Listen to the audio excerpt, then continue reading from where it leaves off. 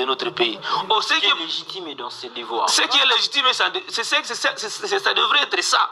Le combat qu'il doit d'abord porter, au-delà de conserver, de vouloir conserver le pouvoir, il doit d'abord se battre, n'est-ce pas, pour l'intégrité et la souveraineté de notre pays. Or, Madame Ebenezer, le voie de sortie proposé par Dr Denis Mukwege reste le seul plausible aujourd'hui qui peut nous amener à la sortie de la crise. La résolution 2773 que nous avions eue, grâce, n'est-ce pas, au plaidoyer de Dr Denis Mukwege, ces résolutions est là, qui demandait le retrait sans condition de forces rwandaises sur notre territoire, mais que le gouvernement congolais n'est pas en train d'exploiter. Ouais.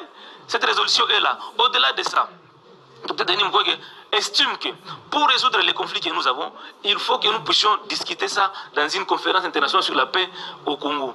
Parce que les conflits que nous avons, il n'y a pas que les Rwandais qui est acteur majeur dans ces conflits-là. Si je vous comprends bien, vous refusez un tête-à-tête, ou soit en tout cas une réunion à deux. Vous voulez bien une réunion autour d'une table avec plusieurs acteurs, traiter la question, en finir et trouver des solutions palliatives quant à la situation. Dites-moi, madame, je ne pose pas la question, mais je suis en train de réfléchir.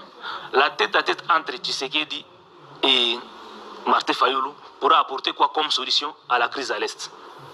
Je ne vois pas, parce que même si ce qui est de Martin Fayulu s'est rencontré aujourd'hui, ça ne va pas amener que Corneille Nangaa puisse abandonner les armes et que Kabila quitte, parce que Martin Fayulu a appelé Kabila à quitter Goma. Est-ce que les rencontres pourront faire en sorte que Kabila puisse quitter, n'est-ce pas, le territoire occupé, le Goma? Le schéma de Fayulu est tel que s'il rencontrait Tshisekedi, lui en tant qu'opposant, ça voudra dire qu'il y a aussi une autre ouverture, parce que de base, Kabila, politiquement, c'est un opposant. Et donc, si un autre opposant rencontrait le président Tshisekedi pour discuter, ça ouvrirait la porte aussi à d'autres opposants, dont Nangaa et Kabila. C'est au fait, c'est dans ce schéma-là que s'inscrit Martin Fayulu. Il y a un schéma, faire son porte-parole, évidemment. Il y a un schéma sur lequel Martin Fayulu avait déjà souscrit. Et c'est pourquoi je ne comprends pas pourquoi est-ce que Martin Fayulu ne cesse d'être versatile dans sa démarche. Martin Fayulu était partisan du pacte social. Mais s'il revient à la raison, ça change la raison n'est pas nécessairement de se rallier à Tshisekedi. Parce que Tshisekedi a organisé, n'est-ce pas, les consultations nationales. Est-ce qu'on en parle aujourd'hui? Est-ce qu'aujourd'hui, cette consultation-là a donné quoi comme résultat? Est-ce qu'ils sont à mesure aujourd'hui de nous présenter un gouvernement de crise à travers les consultations qu'ils ont? Puisque vous insistez tant sur cette conférence nationale, et s'il arrivait qu'il y ait quand même des boycotts de ceux-là qui refusent la conséquence est vous reviendrez dire que non, le quorum n'a pas été atteint. Qu'est-ce qui se passe? Au moins, nous, Mukwegistes, nous aurions donné une piste de solution. Et vous allez vous rappeler. Donc, le Mukwegistes se cherche quand même un espace. Eux aussi cherchent où est-ce qu'on peut les introduire. Vous êtes incompris, ce n'est pas ça. Ce n'est pas ça. Écoutez, dans notre démarche, on va finir dans 2 minutes. Dans notre démarche, c'est pour que nous puissions avoir une paix durable. Vous savez que nous avions passé de négociation à négociation, des accords en accord, mais on n'a jamais trouvé le nœud du problème.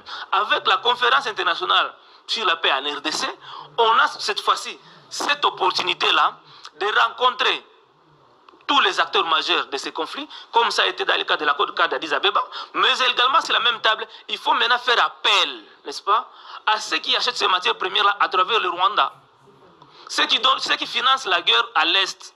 Et on leur dit désormais il est possible de négocier avec la République démocratique du Congo.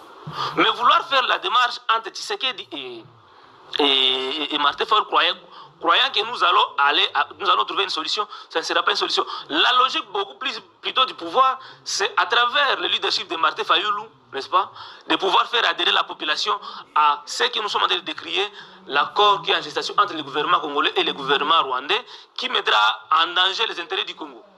Voilà un peu là où comment est-ce que nous sommes en train de réfléchir. Donc, Martin Fayulu est en train encore de rater une fois de plus sa politique, le rendez-vous avec la population. Parce que depuis 2018, la politique de Martin Fayulu n'a pas encore produit les résultats comme lui-même Martin Fayulu les souhaitait.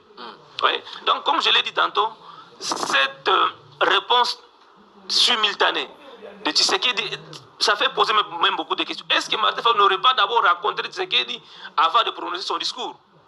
Parce que ça ne s'explique pas. Vous soupçonnez Martin Ça Fayulu n'explique pas. de beaucoup de choses quand même. Hein. Quand quelques minutes de sa communication directement, alors que Martin Fayulu depuis Mais vous savez longtemps. quand même que la politique n'est pas statique. Oui, Depuis longtemps, madame, depuis longtemps, Ça ne Martin se prend Fayulu pas dans la avait politique. manifesté la volonté de rencontrer le président Tshisekedi. Il était le premier à demander à ce qu'il y ait dialogue pour la cohésion nationale. M. Tshisekedi avait rejeté la main tendue de Martin Fayulu. Maintenant, aujourd'hui, qu'est-ce qui a changé dans le cas de Martin Fayulu pour que Tshisekedi puisse accepter directement la main tendue de Fayulu? Belle question. On fera un effort. Très certainement ce vendredi, à moins que les choses ne changent, on sera en compagnie d'un des proches de Martin